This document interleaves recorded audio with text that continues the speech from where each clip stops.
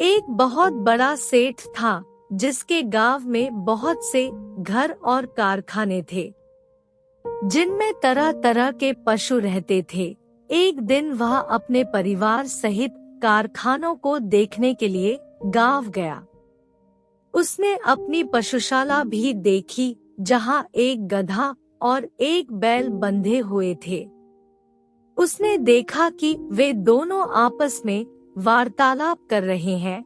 वो सेठ पशु और पक्षियों की बोली समझता था और वह चुपचाप खड़ा होकर दोनों की बातें सुनने लगा। बैल ने गधे से कहा, तू बड़ा ही भाग्यशाली है, सदैव सुखपूर्वक रहता है। मालिक हमेशा तेरा ख्याल रखता है। तेरी रोज मलाई धुलाई होती है, खाना खाने को दोनों समय और पीने के लिए साफ पानी मिलता है। इतने आदर सत्कार के बाद भी तुझसे केवल यह काम लिया जाता है कि कभी काम पड़ने पर मालिक तेरी पीठ पर बैठकर कुछ दूर चला जाता है। तुझे तो दाने और घास की भी कभी कोई कमी नहीं होती। और तो और तू जितना भाग्यवान है, मैं उतना ही अभागा हूँ। मैं सवेरा होते ही पीठ पर हल लाद कर जाता हूँ। वहाँ दिन भर मुझे हल में जोत कर चलाते हैं। हलवाहा तो मुझ पर बराबर चाबुक चलाता रहता है। उसके चाबुकों की मार से पीठ और मेरे कंधे छिल गए हैं। सुबह से शाम तक ऐसा कठिन काम लेने के बाद भी ये लोग मेरे आगे सूखा और सड़ा भूसा डाल देते हैं जो मुझसे खाया नहीं जाता। रात भर मैं भूखा प्यासा अपने गोबर और मूत्र में पड़ा रहता हूँ और तेरी सुख सुविधा पर ईर्ष्या किया करता हूँ। गधे ने यह सुनकर कहा, ऐसा है भाई, जो कुछ तू कहता है सब सच है। सचमुच तुझे बड़ा कष्ट है, किंतु जान पड़ता है तू इसी में प्रसन्न है। तू स्वयं ही सुख से रहना नहीं चाहता। तू यदि मेहनत करते करते मर जाए तो भी ये लोग तेरी दशा पर तरस नहीं खाएंगे। अतएव तू एक काम कर, फिर वे तुझसे इतनी मेहनत नहीं लिया करेंगे और तू सुख से रहेगा। बैल ने पूछा कि ऐसा कौन सा उपाय हो सकता है। गधे ने कहा, तू अपने आप को रोगी दिखा, एक शाम का दाना भूसा न खा और अपने स्थान पर चुपचाप लेट जा। बैल को यह सुझाव बड़ा अच्छा लगा। उसने गधे की बात सुनकर कहा, मैं ऐसा ही करूँगा। तूने मुझे बड़ा अच्छा उपाय बताया है, भगवान तुझे प्रसन्न रखें। दूसरे दिन प्रातःकाल में हलवाहा जब पशुशाला में यह सोच कर गया कि रोज की तरह बैल को खेत जोतने के लिए ले जाए तो उसने देखा कि रात की लगाई सानी ज्यों की त्यों रखी है और बैल धरती पर पड़ा हाँफ रहा है। उसकी आंखें बंद थी और उसका पेट फूला हुआ था। हलवाहे ने समझा कि बैल बीमार हो गया है और यह सोचकर उसे हल में नहीं जोता। उसने सेठ को बैल के बीमारी की सूचना दी। यह सुनकर सेठ जान गया कि बैल ने गधे की शिक्षा पर कार्य करके स्वयं को रोगी दिखाया है। अतएव सेठ ने हलवाहे से कहा कि आज गधे को हल में जोत दो। उसके बाद हलवाहे ने गधे को हल में जोत कर उससे सारा दिन काम लिया। गधे को खेत जोतने का अनुभव नहीं था। वह बहुत थक गया और उसके हाथ पांव ठंडे होने लगे थे। सारे दिन उस पर इतनी मार पड़ी थी कि संध्या को घर लौटते समय उसके पांव भी ठीक से जमीन पर नहीं पड़ रहे थे। इधर बैल दिन भर बड़े आराम से रहा। वह नांद की सारी सानी खा गया और गधे को दुआएं देता रहा। जब गधा गिरता पड़ता खेत से आया तो बैल ने कहा कि भाई, तुम्हारे उपदेश के कारण मुझे बड़ा सुख मिला। गधा थकान के कारण उत्तर न दे सका और आकर अपने स्थान पर गिर पड़ा और वह मन ही मन अपने को धिक्कारने लगा कि अभागे, तूने बैल को आराम पहुंचाने के लिए अपनी सुख सुविधा का विनाश कर दिया। दूसरे दिन सेठ रात को खाना खाने के बाद अपनी पत्नी के साथ पशुशाला में जाके फिर से बैठा और पशुओं की बातें सुनने लगा। गधे ने बैल से पूछा, सुबह हलवाहा तुम्हारे लिए दाना घास लाएगा तो तुम क्या करोगे? बैल ने कहा, जैसा तुमने कहा था वैसा ही करूँगा। गधा बोला, ऐसा न करना वरना जान से जाओगे। शाम को लौटते समय मैंने सुना कि हमारा मालिक अपने रसोइये से कह रहा था कि कल कसाई और चमार को बुला लाना और बैल जो बीमार हो गया है उसका मांस और खाल बेच डालना। मैंने जो सुना था वह मित्रता के नाते तुझे बता दिया। अब तेरी इसी में भलाई है कि सुबह जब तेरे आगे चारा डाला जाए तो तू उसे जल्दी से उठकर खा लेना और स्वस्थ बन जाना। फिर हमारा मालिक तुझे स्वस्थ देखकर शायद मारने का इरादा छोड़ देगा।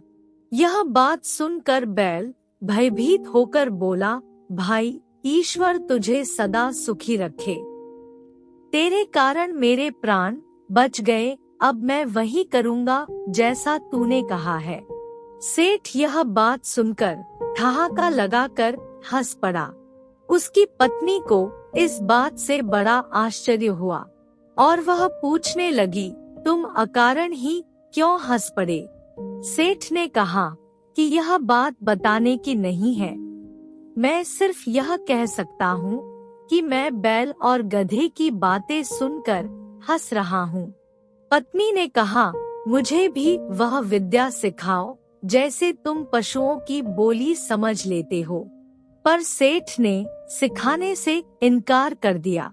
पत्नी बोली, आखिर तुम मुझे यह क्यों नहीं सिखाए? सेठ बोला, अगर मैंने तुझे यह विद्या सिखाई तो मैं जीवित नहीं रहूंगा। पत्नी ने कहा, तुम मुझे धोखा दे रहे हो। क्या वह आदमी जिसने तुम्हें यह विद्या सिखाई थी वो भी सिखाने के बाद क्या मर गया था? नहीं ना। तो तुम कैसे मर जाओगे? तुम झूठ बोलते हो। कुछ भी हो, मैं तुमसे यह विद्या सीख कर ही रहूंगी। अगर तुम मुझे नहीं सिखाओगे तो मैं अपने प्राण त्याग दूंगी। यह कहकर उसकी पत्नी घर में चली गई और अपनी कोठरी का दरवाजा बंद करके रात भर चिल्लाती और गाली गलौज करती रही। सेठ रात को तो सो गया, लेकिन दूसरे दिन भी वही हाल देखा तो पत्नी को समझाने लगा कि तू बेकार जिद करती है, यह विद्या तेरे सीखने योग्य नहीं है। पत्नी ने कहा कि जब तक तुम मुझे यह भेद नहीं बताओगे मैं खाना पीना छोड़े रहूंगी और इसी प्रकार चिल्लाती रहूंगी। सेठ ने कहा कि अगर मैं तेरी मूर्खता की बात मान लूं तो मैं अपनी जान से हाथ धो बैठूंगा। पत्नी ने कहा, मेरी वजह से तुम जियो या मरो, लेकिन मैं तुमसे यह सीख कर ही रहूंगी कि पशुओं की बोली कैसे समझी जाती है। सेठ ने जब देखा कि यह महामूर्ख अपना हट छोड़ ही नहीं रही है तो उसने अपने ससुराल के रिश्तेदारों को बुलाया कि वो लोग पत्नी को अपने इस हट को छोड़ने के लिए समझाए। तो उन लोगों ने भी उस मूर्ख को हर प्रकार समझाया, लेकिन वह अपनी जिद से न हटी। उसे इस बात की बिल्कुल चिंता न थी कि उसका पति मरे या जिए। अब सेठ के छोटे बच्चे अपनी माँ की यह दशा देखकर हाहाकार करने लगे। सेठ को समझ ही नहीं आ रहा था कि वह अपनी पत्नी को कैसे समझाए कि इस विद्या को सीखने का हठ ठीक नहीं है, और सोच रहा था अगर मैं अपनी पत्नी को बताता हूँ तो मेरी जान चली जाएगी, और नहीं बताता तो पत्नी रो रो कर मर जाएगी। इसी उधेड़बुन में वह अपने घर के बाहर आके बैठ जाता है। फिर उसने देखा कि उसका कुत्ता उसके मुर्गे और मुर्गी को संभोग करते हुए देख रहा था। तभी कुत्ता गुर्राने लगा। उसने मुर्गे से कहा, तुझे लज्जा नहीं आती कि आज के जैसे दुखदाई दिन में भी तू यह काम कर रहा है? मुर्गे ने कहा, आज ऐसी क्या बात हो गई है कि मैं आनंद न करूं? कुत्ता बोला, आज हमारा मालिक अधिक चिंता में है, क्योंकि उसकी पत्नी की मति मारी गई है और वह उससे ऐसे भेद को पूछ रही है जिसे बताने से मालिक तुरंत ही मर जाएगा, और नहीं बताएगा तो उनकी पत्नी रो रो कर मर जाएगी। इसी से सारे लोग दुखी हैं, पर तेरे तरह कोई ऐसा नहीं है जो संभोग करने की तो छोड़ो, उसके बारे में भी सोचे। तभी मुर्गा बोला, हमारा मालिक मूर्ख है जो एक स्त्री का पति है और वह भी उसके अधीन नहीं है। मेरी तो 50 मुर्गियां हैं और वो सब मेरे अधीन है। अगर हमारा मालिक एक काम करे तो उसका दुख अभी दूर हो जाएगा। कुत्ते ने पूछा कि मालिक क्या करे कि उसकी मूर्ख पत्नी की समझ वापस आ जाए? मुर्गे ने कहा, हमारे मालिक को चाहिए कि एक मजबूत डंडा लेकर उस कोठरी में जाए जहां उनकी पत्नी चीख चिल्ला रही है, और दरवाजा अंदर से बंद कर ले। फिर पत्नी की जमकर पिटाई करे और कुछ ही देर में पत्नी अपना हट छोड़ देगी। मुर्गे की बात सुनकर सेठ तुरंत उठा और एक मोटा डंडा लिया, उस कोठरी में गया जहां उसकी पत्नी चीख चिल्ला रही थी। फिर दरवाजा अंदर से बंद करके सेठ ने पत्नी पर डंडे बरसाने शुरू कर दिए। कुछ देर चीख पुकार बढ़ने पर भी जब पत्नी ने देखा कि डंडे पड़ते ही जा रहे हैं तो वह घबरा उठी और वह पति के पैरों पर गिरकर कहने लगी कि अब हाथ रोक लो, अब मैं कभी ऐसी जिद नहीं करूंगी। इस पर सेठ ने हाथ रोक लिया। तो आज की सीख यहाँ है कि कभी भी जिद नहीं करनी चाहिए जहाँ हमें या किसी और को नुकसान हो।